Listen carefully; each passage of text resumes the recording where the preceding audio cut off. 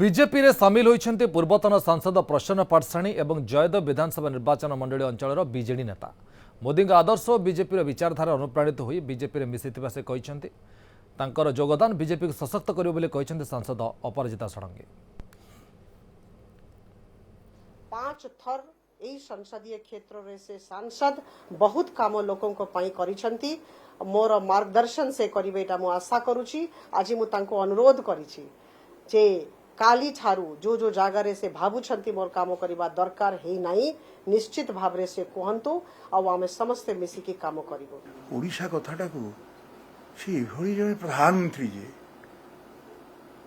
सबु जगार प्रत्येक कहते दर्शन जीवन दर्शन आदर्श हिंदुत्व सबुड़ा देखिए संस्कृति सबु क्षेत्र में से जहाँ प्रधानमंत्री कहते ताहा हम मैडम एठी से प्रसारण को जो अरण्या जो भूमिका रही से मत आनंद देती।